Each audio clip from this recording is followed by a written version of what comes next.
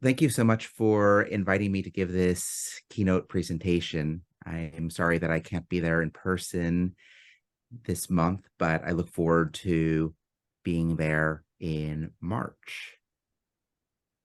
About a decade ago, I was visiting Berlin for the first time in some years, and I was really struck by the skyline.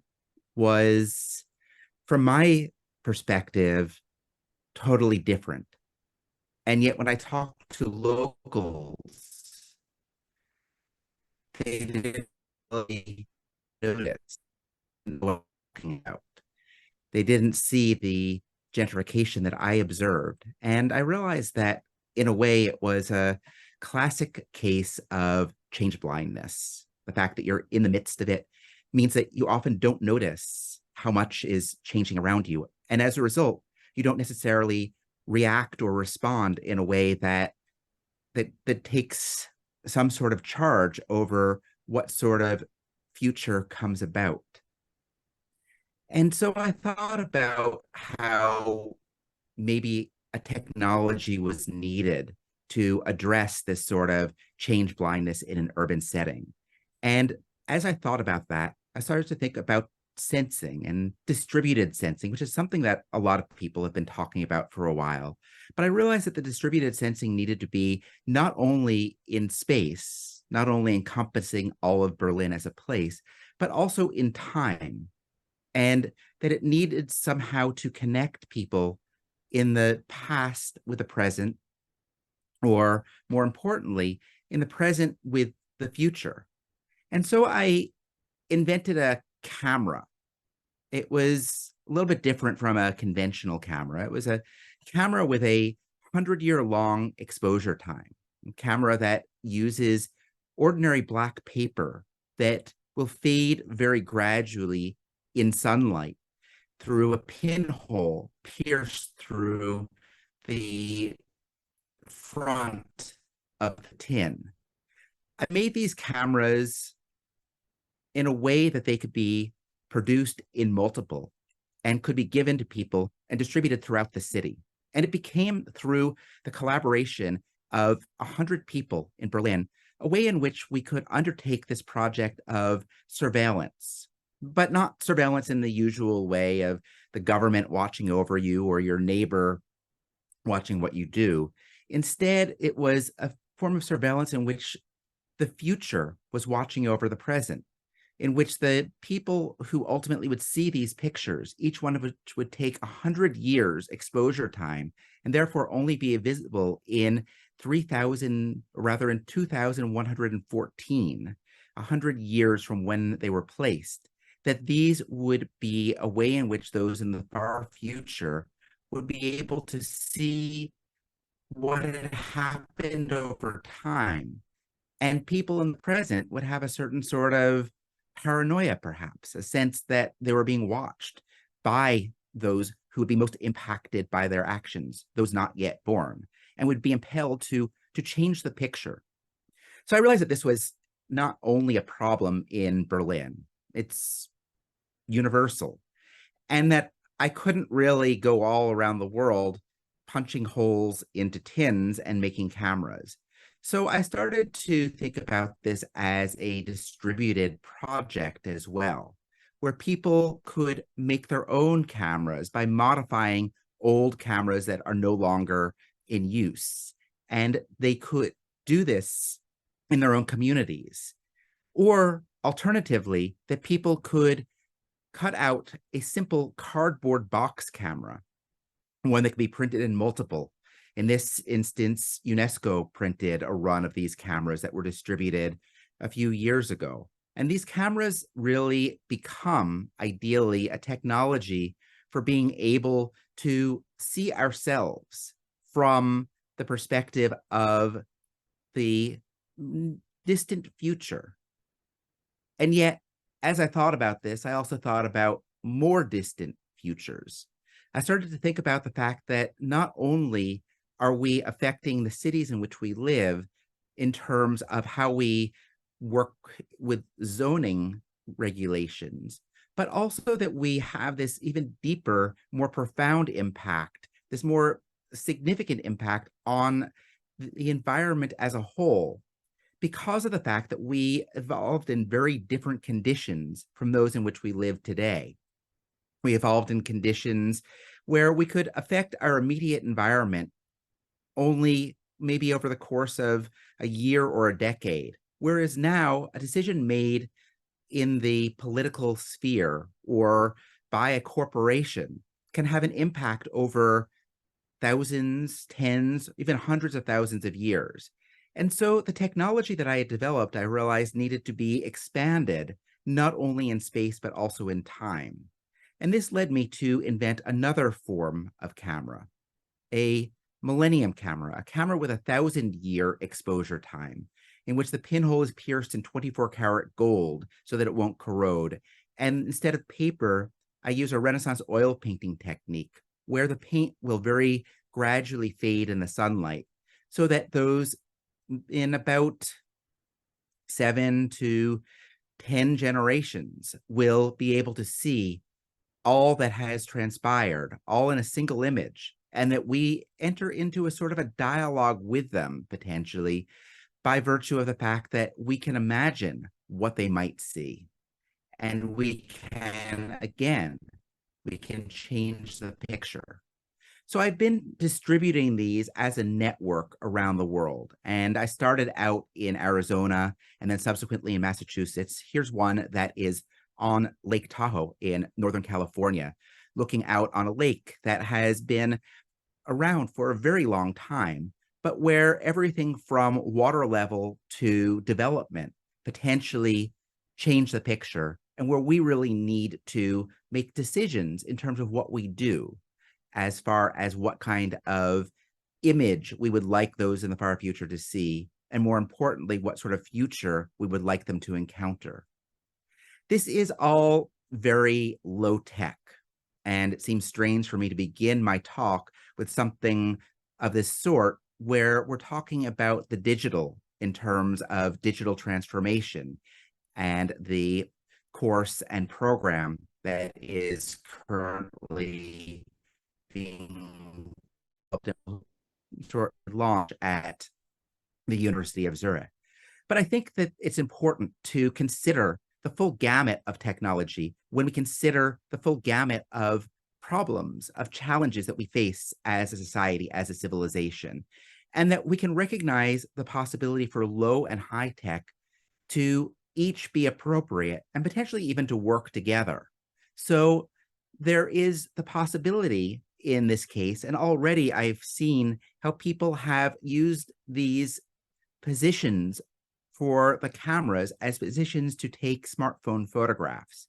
Basically, we end up with this incredibly rich record of repeat photography as well, a digital record that you might imagine could be turned into a movie, so that there is, in fact, a way in which the high and the low are working together. But on the other hand, I don't want it to become merely a matter of taking those smartphone photographs, which by and large are photographs that people might not ever look at. Because there are so many of them, they almost become something that is invisible to us. I think the imagination also is really important to activate. The imagination is a technology as well, and we really need the means by which to do so. We need what I think of as philosophical instruments that can serve this purpose. So I should tell you a little bit about my background and how it is that I became a philosophical instrument maker, so to speak. I studied philosophy, if you hadn't guessed, and I ultimately left academia because I felt that philosophy was too important to be undertaken by philosophers alone, or at least by philosophers in academia, by academic philosophers.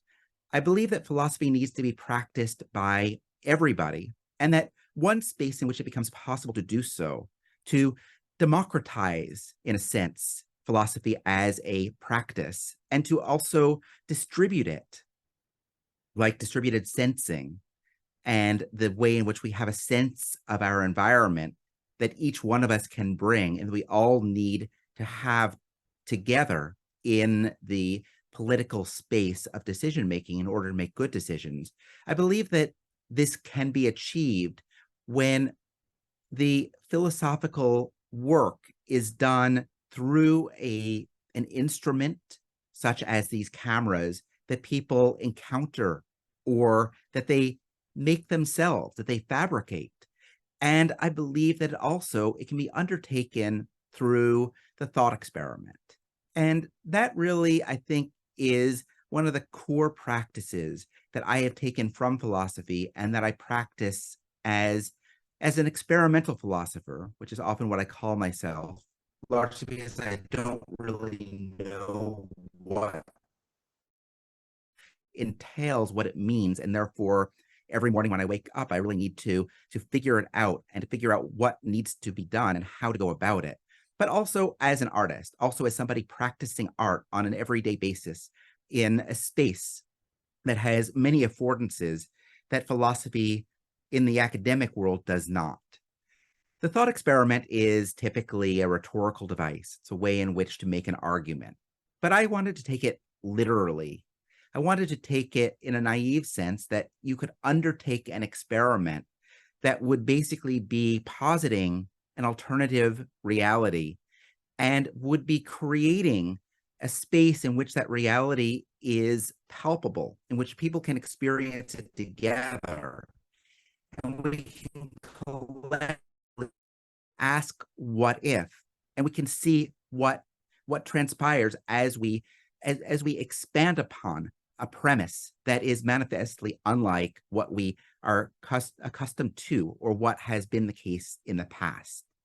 I see this as what sometimes gets called arts research, a way in which to undertake research not in a laboratory under a hood, not in a classroom or in a conference, but in a very public space through media that may not ordinarily be thought of as means for doing research, and with people who are co-PIs, principal investigators along with me, who are not only those with PhDs, not only those who are credentialed by academia, but rather I'm talking to everybody. And that allows for a sort of transdisciplinarity that I think is really essential. And it's one of the ways in which what I do connects with the ambitions and the structure of this new program at the University of Zurich. That we really need to be thinking about problems, about challenges, especially grand challenges, in ways that bring together many different areas of expertise and recognize commonalities, and also that discover potentially ways in which one area can inform another and that we can all learn together. And so I end up taking up many different themes. That's one of the privileges of working in the metadisciplinary space, as I call it, which is a space of arts research.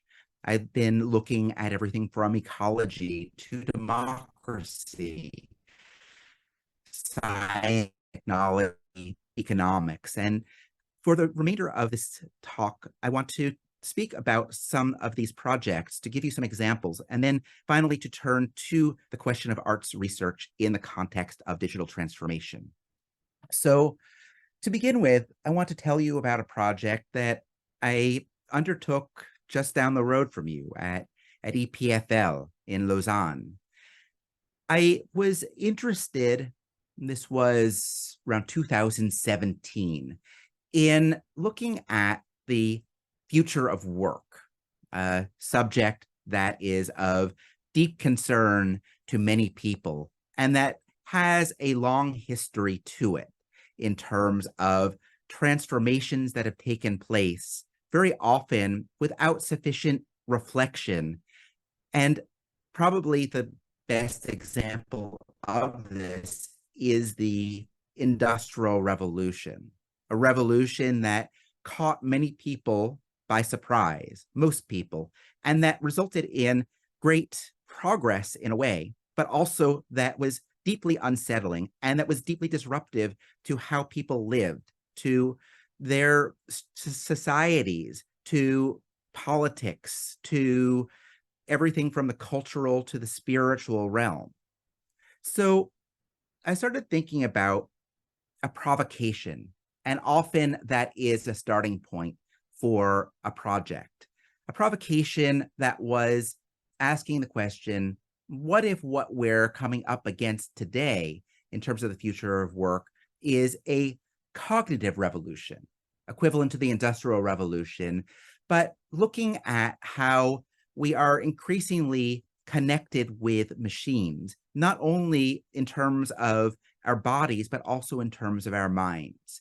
Specifically, I was looking at the brain computer interface and thinking about speculative technologies that might instantiate possible futures and might help us to figure out desirable futures that would come about through some sort of a future where we are more deeply connected, literally and figuratively, with our machines. And so I started to work with Professor Jose Milan at EPFL. He's a professor currently at the University of Texas in Austin, but at the time was at EPFL.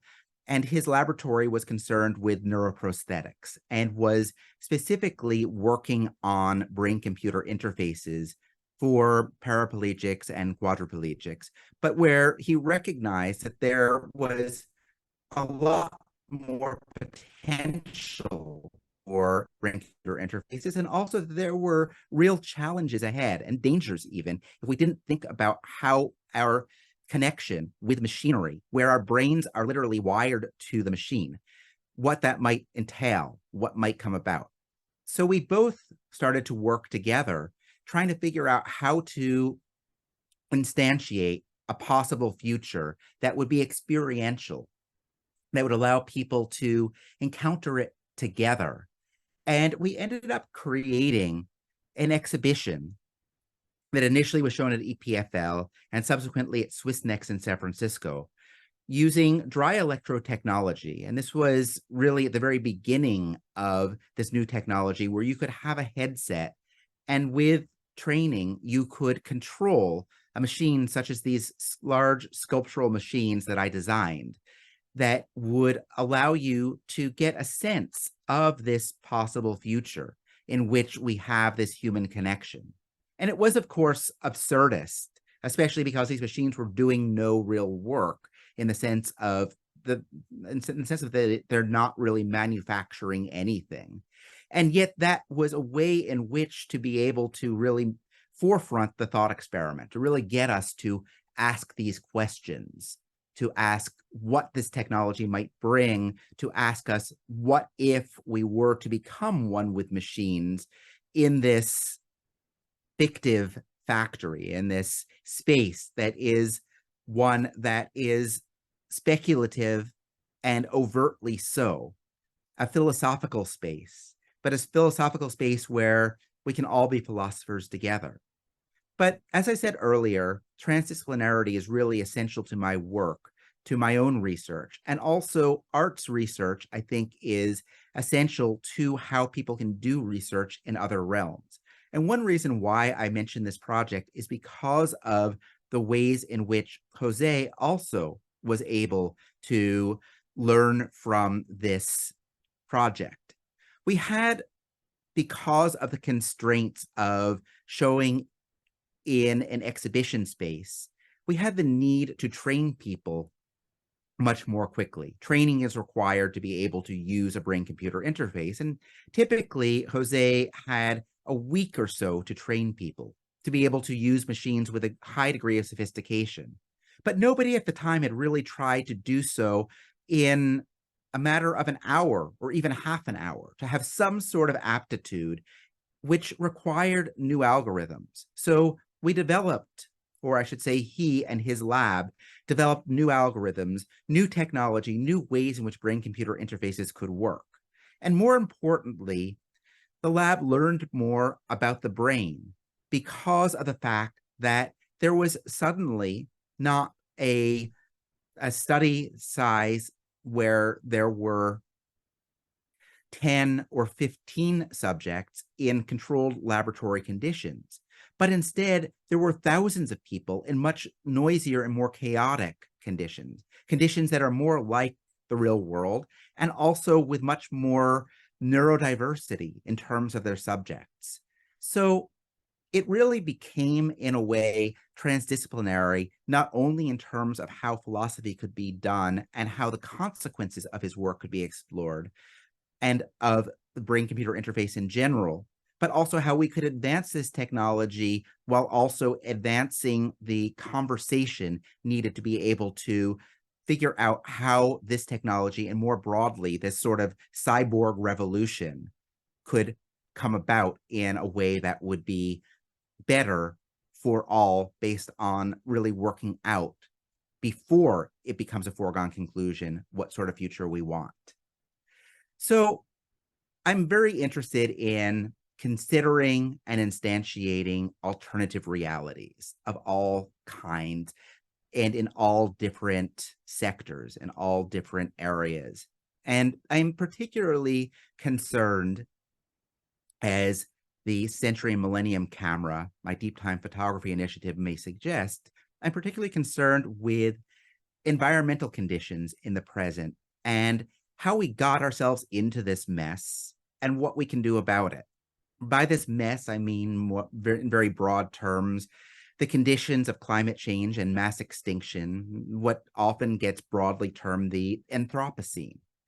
And this is something that is not only a consequence of the most recent technologies or an effect of what has happened only in the past decade, or even, I believe, in the past century. I think that one of the core causes of the Anthropocene, of this way in which we live that is so disruptive and unsustainable, is our perception of time. And it comes down to a technology or a whole set of developments in technology that were not considered, I don't believe, from an outside perspective, a philosophical, a metadisciplinary perspective, in order to be able to understand fully the consequences of decisions being made. That is time. We started to make time technical by making clocks that were mechanical. And this goes back hundreds and hundreds of years, and became even more extreme as the digital revolution allowed us to start making clocks that were electronic, and ultimately that were digital, and finally that are atomic. All of this is well and good, except for the fact that it potentially also detaches us from the world.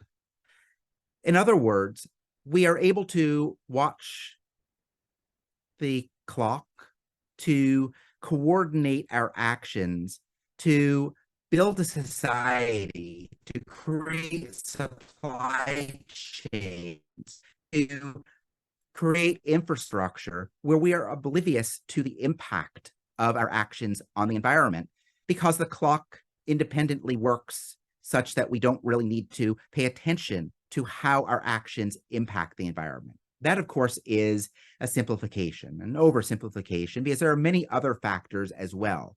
But the clock is present in most of the technologies that more recognizably have impacted society and the environment, such as the railroads and the standardization of time, or the factory time clock.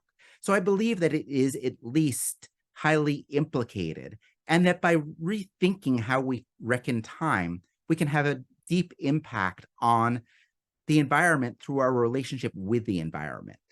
Specifically, what I have been looking at are rivers, such as this river in Alaska. And I've been thinking about these rivers in terms of how they might become the basis for reckoning time, based not on the pulsations of a cesium atom, but on the ways in which the world is in flux, the sorts of changes that are taking place on our planet that could alternatively be the basis for calibrating our clocks. So what if, this is the question that I always start with, what if the flow of time were calibrated by the flow of a river? Time sped up or slowed down in comparison to the atomic clock, that is, with days and nights, with the passing of the seasons, and also that time potentially, in the case of glacial rivers, might speed up as glacial melt is increased through climate change, and ultimately slow down as the glaciers melt away. So I started this thought experiment in Alaska with a digital clock, a clock that has been running now for approximately 3 years, and that already, as you can see from the display, is well ahead of time as we reckon it using ordinary digital clocks. It's 2024. And this is not surprising given the phenomenon of peak melt that happens as a result of climate change, where glaciers are melting and runoff is increasing before the glaciers get so small that there will be a decrease, a deceleration in time from the perspective of this clock. And ultimately, potentially, there will be no glacier at all. So this clock is a way in which to calibrate us on the basis of the environment that we impact.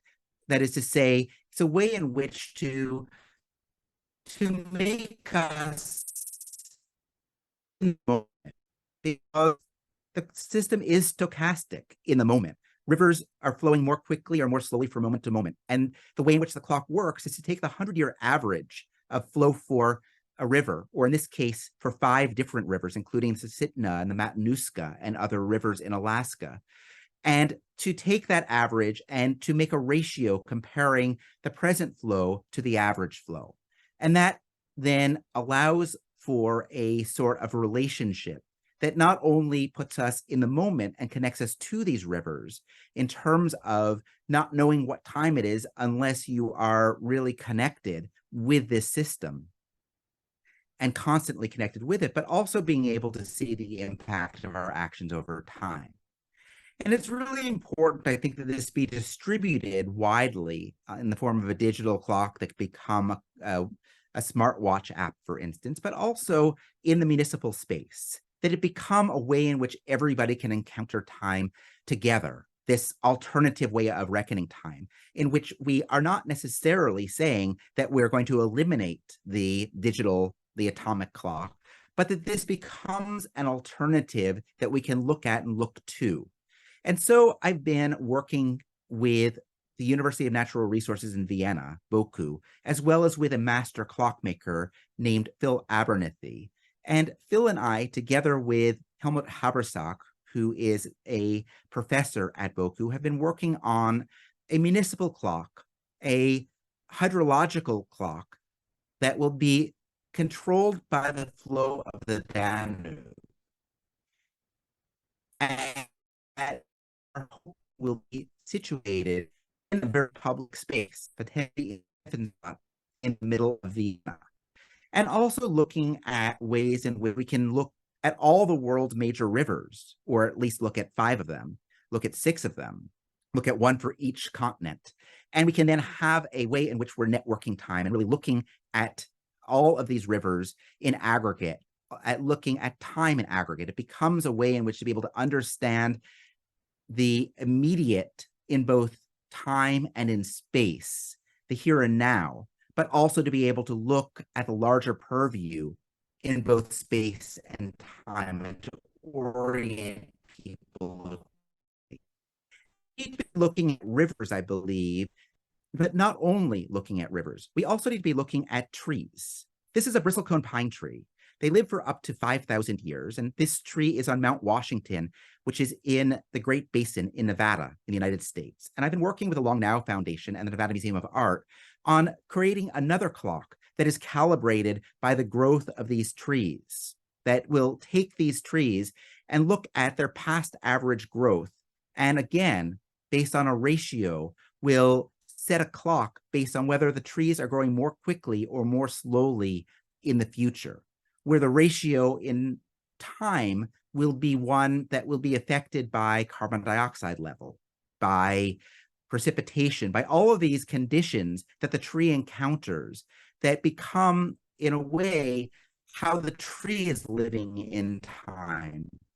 And that by way of making a municipal clock, such as the one that we have planned, that we will be building shortly in Reno, Nevada, at the Center for Art and Environment at the Nevada Museum of Art, becomes a way in which to engage the public so that people can observe this, so that it becomes what I think of as a temporal observatory, an observatory in time that allows us, through time, through a vernacular that we all know, it allows us to see the aggregate impact of our actions through all the myriad interacting ways in which climate and the changing climate and the ways in which we change the climate have an effect on other species.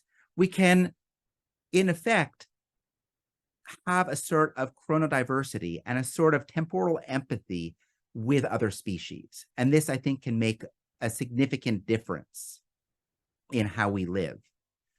I do think that sometimes it is important to be more practical in the everyday, ordinary sense of practicality, and that arts research and that the artist working within the realm that I've been describing can help to facilitate this. And so I'd like to talk about another project, quite different, that is also motivated by climate change, but looking at climate adaptation and considering it from the perspective of infrastructure.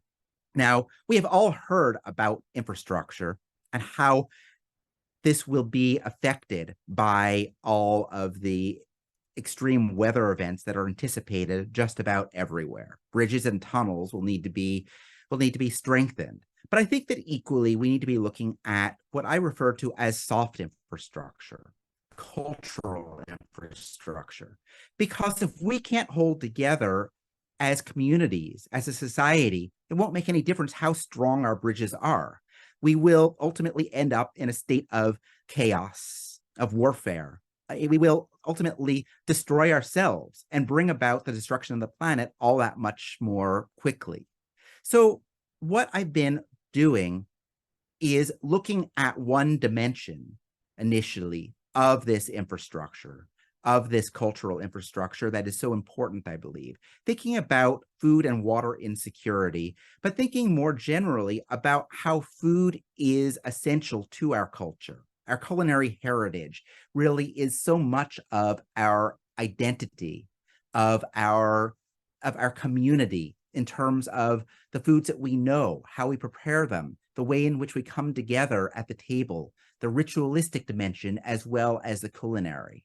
And so I've been working with laboratories at North Carolina State University and the University of Maryland, where the researchers have developed a method known as climate analog mapping that allows you to determine where in the world today you can find the climate that you will experience in the future.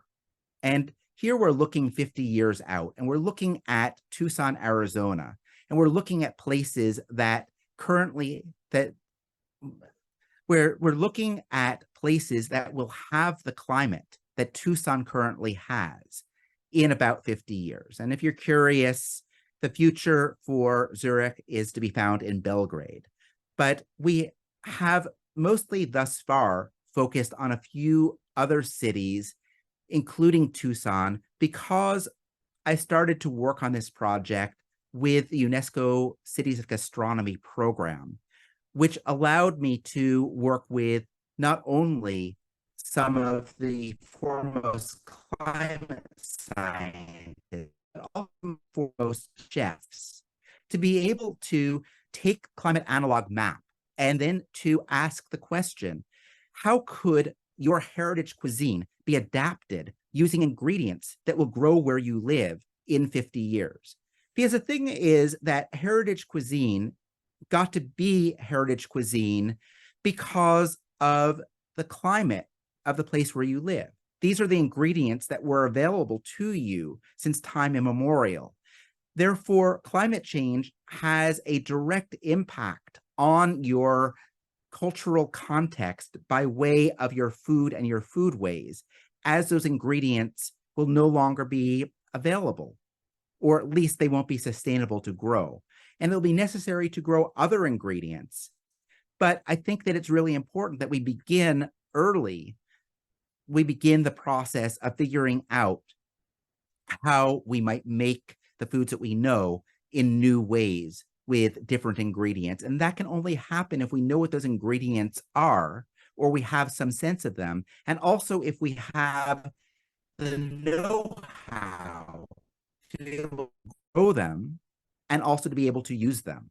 And so the first experiment that we did was on stage. This is in Tucson, Arizona. And we worked with master chefs in another city of gastronomy, which is in Burgos in Spain, which is one of the places that will experience the hotter, drier climate of Tucson in around the year 2070. And we used ingredients from Tucson that were a little bit strange, that gave people a taste of tomorrow that potentially has some effect on how people think about the climate today and potentially motivates people in terms of climate action, but also that is not so different as to be alienating and to cause a sort of a cultural disintegration if in fact we end up with Tucson as a climate of Burgos. So we worked with, for instance, the tepary bean, a drought-adapted bean that is quite different from the Spanish red bean. We made olla podrida using these beans. And with the know-how of Janos Wilder, the chef on stage with me, knowing that you don't boil these beans just for a few hours. You actually do so for a day or more, or you will have a very bad stomach ache. This is a sort of know-how that is really important, and it's kind of crucial to this project. And so we have been expanding, partly in the digital realm with an app that allows people to map their climate analog location, contributing ingredients from where they live and learning about ingredients in the place that will, in the future, be their own, in the sense that the place anticipates their climate. But we've also been working around the world, and most recently in Mexico City on the one hand, the other hand, in Nagaland in Northeast India, working with communities to be able to create these workshops as a way in which people can come together and can experiment with possible futures in a palpable way that can help to orient and can help to create the cultural infrastructure through that orientation such that people will be able to adapt. And we're looking at this more broadly than food. As important as food is, recognizing that also shelter is really important. And that in many places, your vernacular architecture is also a really important place of your identity, of your community.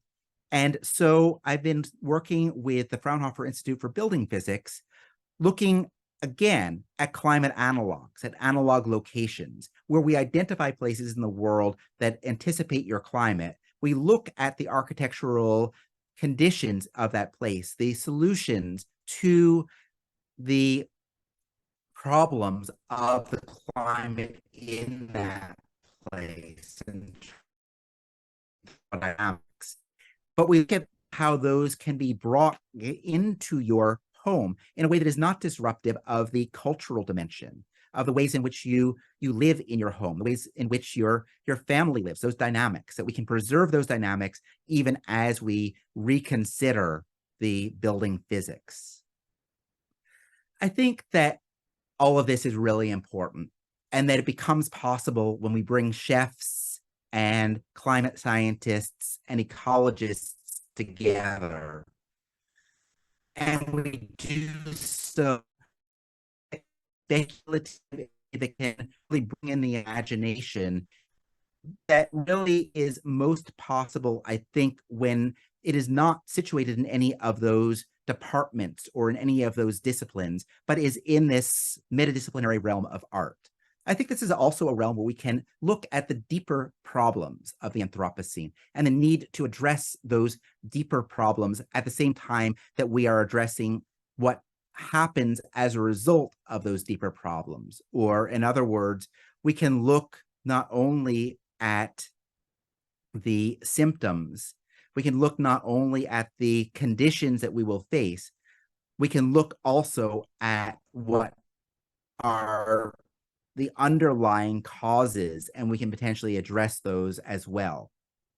So I've been looking at the question of how we live on this planet together. And by us, I don't just mean humans, I mean all species, because we've all been living together here for a very long time. And it's only recently in geological time that humans have had sway, that we've really taken control of everything. And it's only in very recent times that we've done so with such force, so coercively, that we have brought about catastrophe, not only for ourselves, but also for everybody else. So looking at this and thinking about how we can potentially address it, I've been working with Earth Law Center, with an NGO that is working primarily on rights of nature, but where we've been expanding that and where my remit as principal philosopher has been to expand it, to look not only at rights, but also to look at representation of nature, to look at ways in which we can learn from other species. We can have a more than human perspective on the planet and planetary conditions, and that can become the basis for how we make decisions. And so we've been developing very practically a way in which to bring people around the world together in an effort to make law and governance more ecocentric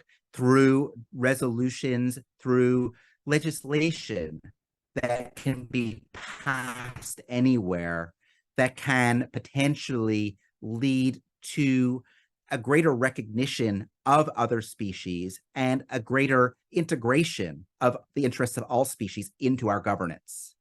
But what I think the artist can do that is unique or special is really to not only work within the realm of writing legislation based on what we recognize to be essential changes in society as far as recognizing our impact on other species and the need to recognize their rights and the need to think more holistically about the body politic. I think that we can ask even bigger questions within the realm of the arts. We can really ask, what if? So, what if we were to think about democracy not only as including humans in decision-making processes, but we're to franchise all life on Earth? What if, for instance, trees could vote? So that is the provocation, that is the basis for a project that I'm working on now at the University of South Australia. And what we're looking at is the very specific question of how trees in Adelaide, Australia, might be brought into the political decision-making process. That may seem absurd. That may seem impossible.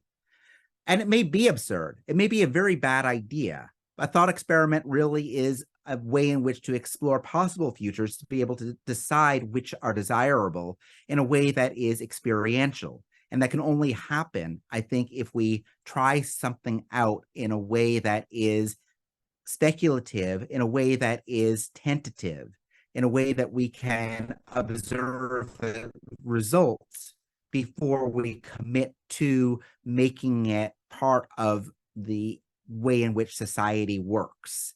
And that can happen within the arts. And I think that it's very doable. I think that it's very doable if we think about stress. We think about what we do when we go to the polls. Well, in the US, there's an old cliche, are you better off now than you were 4 years ago? And that really reflects a way in which the body politic works, that people look at the present conditions, the present political conditions, the conditions that are brought about as a result of political decisions by their representatives, and ask whether that in fact is making life worse or better. Is it leading to our being or contributing to our well-being, or is it working against us? So in the case of trees, we can look at stress by looking at hormone levels, phytohormones such as ethylene, or we can look at phenology, which is an epiphenomenon, which is a way in which to be able to observe the effect of stress through changes that are visible to anybody and everybody. And that's the approach that we've been taking. We're looking at canopy cover. Basically, as plants are more stressed, they will commit more resources to their root structure and less to their foliage. And as a result, the foliage will become less dense. So we can observe at a secondary level through looking at their foliage and comparing it over time, we can see whether they're becoming more or less stressed. And so that's what we're doing. And we're working on this in the context of an exhibition, which will involve a general public in the process as what you could think of as citizen pollsters, people going out into the environment, going out in Adelaide and observing trees that have been designated to be a part of this project over time in order to be able then to bring that information into the body politic and to be able to absorb that information such that it might influence their actions, but also to be able to bring it into the body politic through this exhibition, which takes the form of a public space, essentially a polling agency, a space in which people are able to look at political changes and look at changes in stress level and to make hypotheses, to attempt to connect the one with the other in ways that might be able to guide policy, and that through the public-facing nature of the exhibition might help to motivate politicians in terms of the decisions that they make, and might help to motivate the body politic more generally to consider non-human entities and their myriad ways of sensing the environment and processing the environment, and the myriad ways in which they're impacted by the environment that can help us to understand the broader impact of our actions. And not only that, but also the ways in which we all ultimately need to live together if any of us are to survive. That all of that can potentially, through this highly integrated system that happens through the arts and the very public space in which the arts operate, that this can become a way in which to bring an idea to a broad public where we can all of us together ask big questions, thinking about what it means to have a democracy that is truly inclusive, that is inclusive of the interests of all species, and that can integrate the wisdom of all species in a time of dramatic change where we really need to have all these perspectives and need to integrate them in order to be able to make good decisions that are also the right decisions for all. So I'll just take a couple minutes here because I would love the time for interaction with you to say that in very broad terms, I see enormous potential for arts research to work within the space that the University of Zurich is now starting to develop within digital transformation, because of the fact that digital transformation is truly transformative and is being and because digital technologies are undergoing deep transformation right now.